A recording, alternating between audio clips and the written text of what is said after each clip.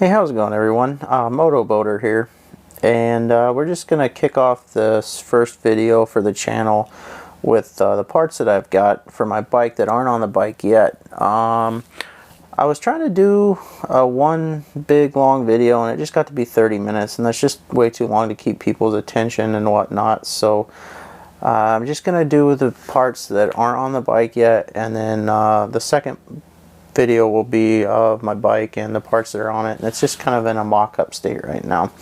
So I'm going to be able to go into a bit more detail with these parts and not just fly through them.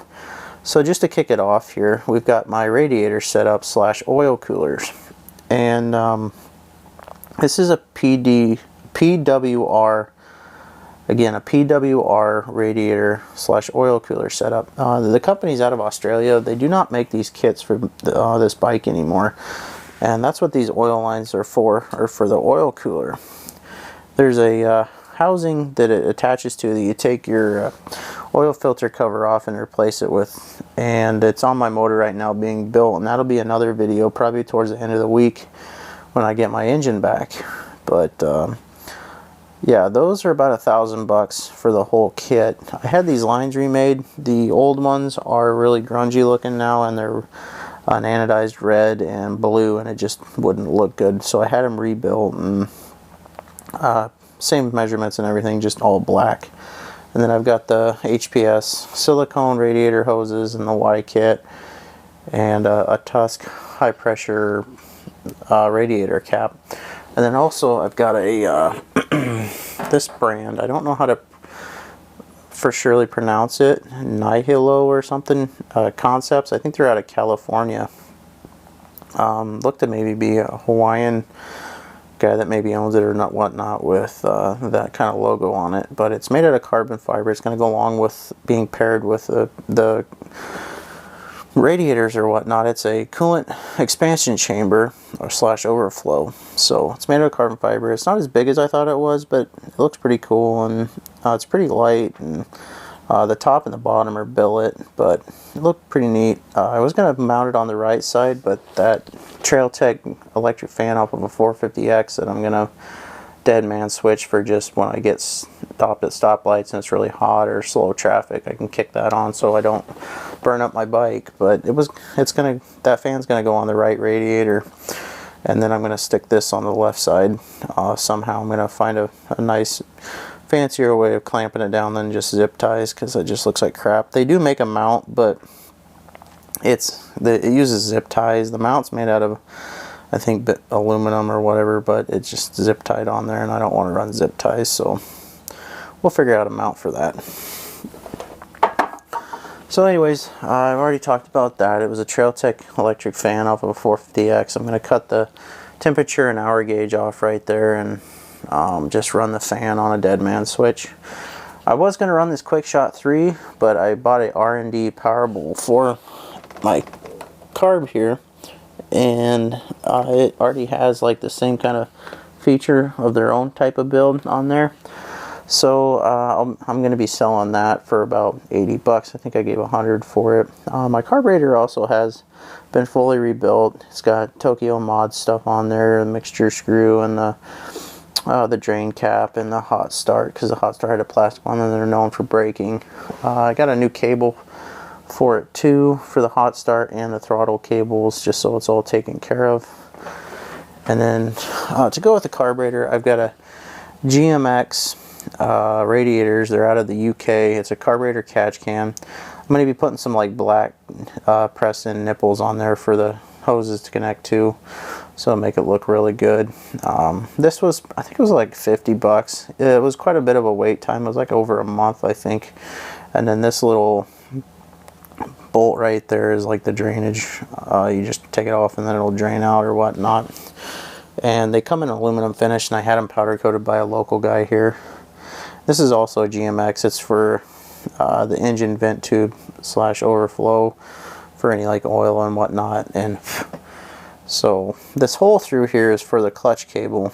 It won't work on mine because them oil lines will get in the way of the way it's mounted, but I'm just gonna buy some long skinny spacers and push it out, and I might have to cut that spacer off or refabricate a new one for it. And it came with this can and air filter on their air breather or whatnot. It's a pretty nice looking item, these two are, and it should look good on them, the motor or whatnot.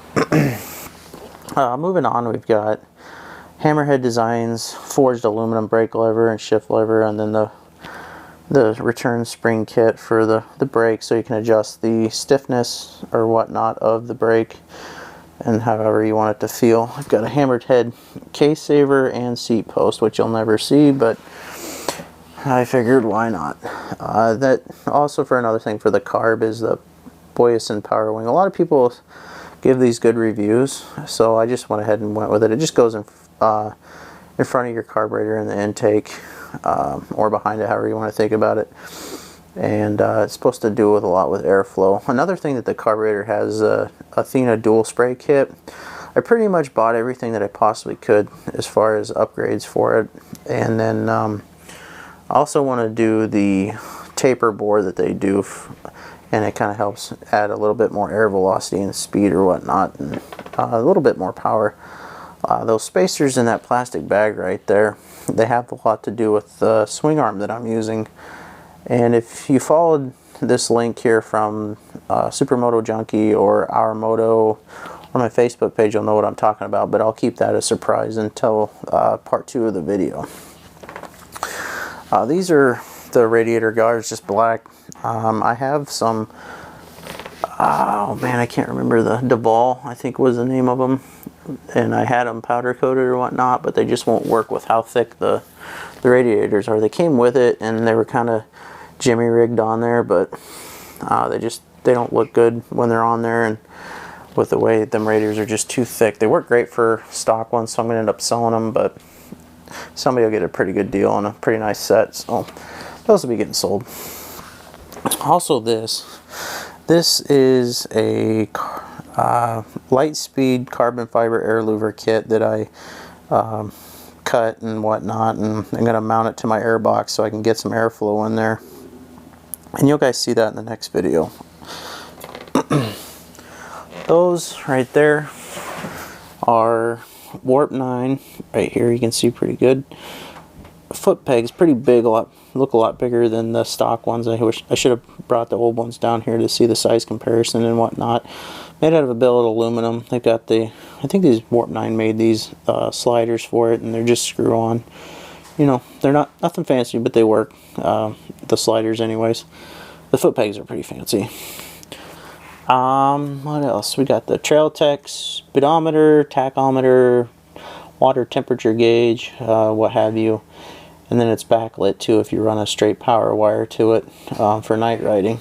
And most of the guys I know run this. It's a really good one. And I suggest buying this if you need a speedometer or whatnot for your bike if you're going to do a Supermoto build. Here's my exhaust. It's full titanium power core FMF, and then the Mega Bomb titanium with this newly released FMF carbon fiber heat shield for it, which looks pretty badass. These are LED strip lights for turn signals. You could use it for something else. I don't know if I'm going to end up using them, but I bought them, so might use them, might not. That's my old sprocket setup with the chain. I might end up using the chain, I might not, depending on how much clearance I have when you guys see the video of the bike coming up after this one. But I'm going to have some chain clearance issues, so I'm going to have to run some custom offset rear carrier spacer for the rear sprocket, which I have a different sprocket, which is a lot nicer and fancier than this one. And then I'm going to have a custom made one-piece offset front sprocket made too. For that chain clearance issue. So the reason I might not run that chain is because I might run a nano ring, which that one is, and they're a little bit more narrow, a lot more maintenance or whatnot, but for what I'm doing, it might work better. But I still haven't made up my mind yet. We'll have to see when I get it all put back together and see how much clearance I have from the get-go. This here is a DRC taillight.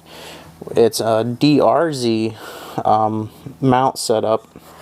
It looked like the best option for what I was going to do, because I have to have a custom hard mount made out of aluminum, and then I'll have it powder coated the same color as my frame or whatnot. But the special thing about this is it has sequential turn signal, and then like a strobe that when you hit the brake lever, the brake light strobes and then it stays on, so it just kind of makes people aware behind you, you know, it kind of gets their attention or whatnot. But that add-on is from 12 O'Clock Labs. I got this directly from 12 O'Clock Labs, and then they just did the upgrade and whatever for like, I think it was like another $5. So it's not a cheap taillight. I think it was around $200 by the time I bought the taillight, and had them put their conversion light board, whatever you want to call it, in there. So it's not cheap, but it's definitely probably the best looking taillight that you can get for these things. And then this here is my LIGHTSPEED full skid plates. They call it a guide plate on their website if you're going to be looking for it. I got it through CRFs only. I had it ordered through LIGHTSPEED, but I don't know, they had it on back order or whatnot, but I was waiting for 3 months for that thing. I think 2 or 3 months, and still didn't get it. So I got a hold of CRFs only, and they said they had two on hand, so they might still have one if you guys are looking for one. But it's the one piece. They make a bunch of different types. They make just a middle piece, and then they make just the side pieces, or you can get this one piece, which I didn't want to deal with mounting all the other stuff. And then that there is actually not going on the bike either. It's a Core MX stainless steel brake line. It's gold. I don't know if you can really see that, but my frame was going to be one color, and I switched it out, and that was going to coincide with it, but I switched it out and I went with a different color, red stainless steel braided brake line, which looks a lot better. So this one's on for sale on eBay. I think it was about $30 cheaper than I paid for it with the shipping and everything. So if you guys are looking for one for a Honda CRF450R, there you go. And then just some of the gear that I have so far. Just some Icon gloves, little short ones, Metal Militia goggles, and a Fox, I think it's the V1 helmet, just matte black, whatever. I like it a lot. I'm probably going to go with the one from Icon or Bell that has the visor and whatnot, so I don't have to wear goggles. Goggles can get pretty annoying if you're riding on the street and whatnot, but I'll be switching that out. And not that it's Supermoto or anything, but those are my dirt wheel setup. They're the stock OEM hubs that I had powder coated, that silver artery color that my engine and my radiator guards are, and a lot of other stuff on my bike. But had new bearings and seals put in it, you know, powder coated the hubs, and then it's got a Moose Racing rim and spoke kit put on it, trued and everything. So those are ready to go, and I have them for sale on eBay too, but that's not what this video is about. But they're pretty nice if you get a good look at them. So that's the video of the parts that I have right now, guys. I'll make the second video here right after this. I just didn't want to have a half-an-hour long video, and it takes so long to edit it and upload it and whatnot. So I'll have that next video up here pretty soon. So have a good one, guys, and I hope you like my build.